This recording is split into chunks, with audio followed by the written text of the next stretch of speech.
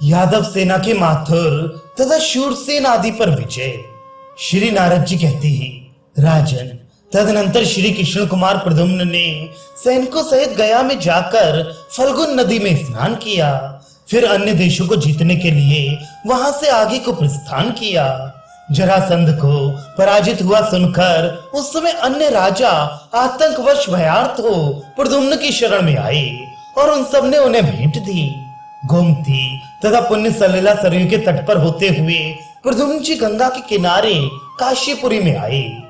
वहां विरोधी काशी राज शिकार खेलने के लिए गए थे, जो वहीं पकड़ लिए गए। काशी राज ने भी यह सुनकर कि प्रद्युम्न की सेना विशाल है, उन्हें भेंट अर्पित की।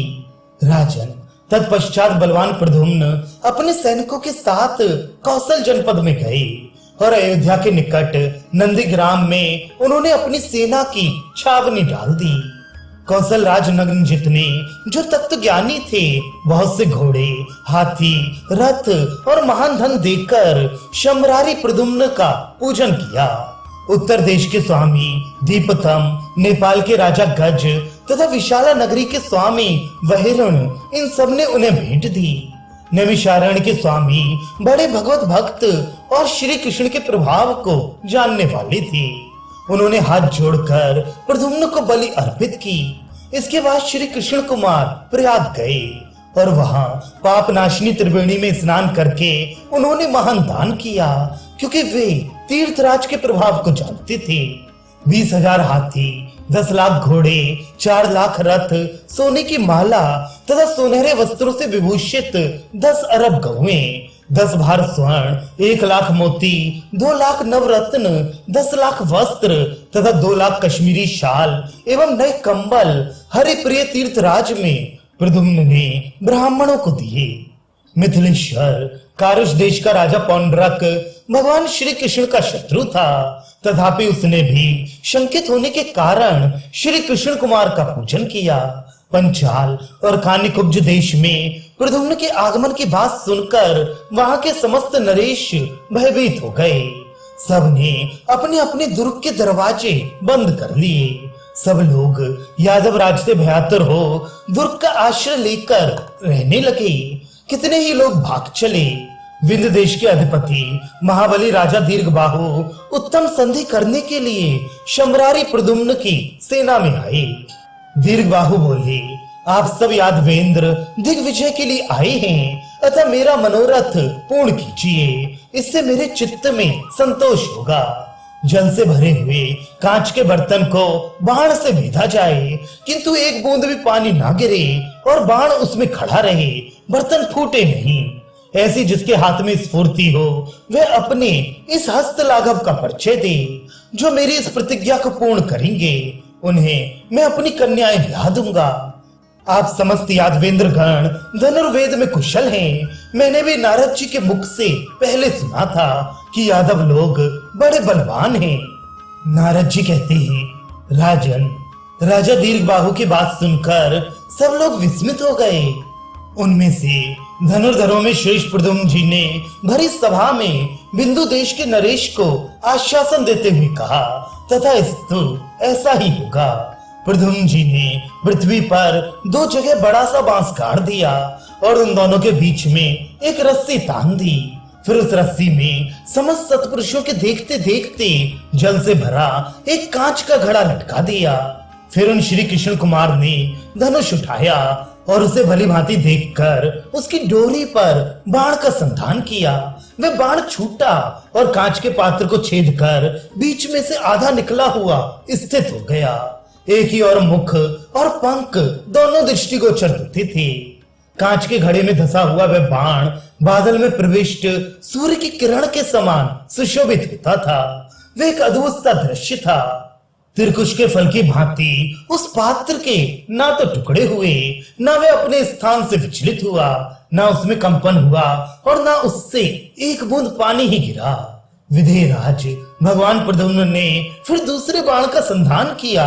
वह भी पहले बाण का स्थान छोड़कर उस घड़े में उसी की भांति स्थित हो गया। तदनंतर सांब ने भी धनुष लेकर 5 बाण छोड़े। वे भी कांच पात्र का भेदन करके उसमें से आधे निकले हुए स्थित हो गए। तदनंतर सात्विकी ने भी धनुष लेकर एक ही बाण मारा, किंतु सबके देखते देखते वे कांच का पात्र चूर चूर हो गया।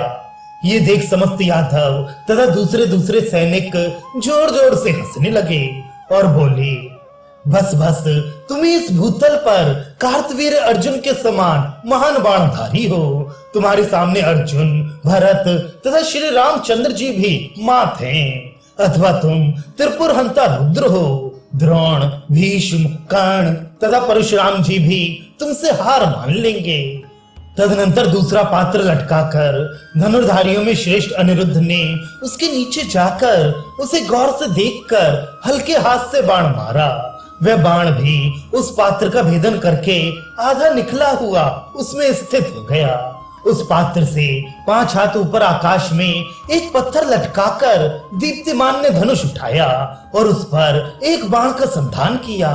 वह बाण भी पात्र के भी निचले भाग को भेद कर अनिरुद्ध वाले बाण को आगे छोड़ता हुआ ऊपर वाले पत्थर से जा टकराया और फिर बड़े वेग से उस पात्र में ही आकर स्थित हो गया। तथापि बाण वेग के कारण उस पात्र से एक भी बूंद पानी नीचे नहीं गिरा। बाण जब तक गया आया तब तक भी जब पानी की एक बूंद नहीं गिरी। तभी चमत्कार देखकर सब वीर उन्हें बार बार साधुवाद देने लगे।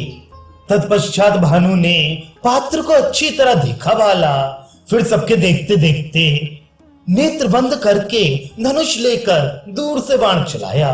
उस बाण ने भी उस समय पात्र का भेदन करके उसे अधोमुख कर दिया और फिर तत्काल ही उसका मुख ऊपर की ओर करके वह उसमें से आधा निकला हुआ स्थित हो गया। तभी बाण के वेग से एक भी बूंद जल नहीं गिरा और पात्र भी फूट नहीं सका। यह अद्भुत सी बात हुई। इस प्रकार श्री कृष्ण के जो 18 महारथी पुत्र थे उन सब ने पात्र का भेदन किया, किंतु जल का स्राव नहीं हुआ। यह हस्तलाघव देखकर बिंदु देश के राजा दीर्घबाहु बड़े विस्मित हुए। उन्होंने उनके हाथ में अपनी 18 सुलोचना कन्याएं प्रदान की। उनके विवाह काल में शंख, भेरी और आनक आदि बाजे बजे।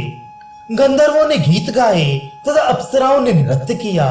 देवताओं ने उन सबके ऊपर जय ध्वनि के साथ फूल बरसाए और स्वर्गवासियों ने उन सबकी भूर भूरी प्रशंसा की।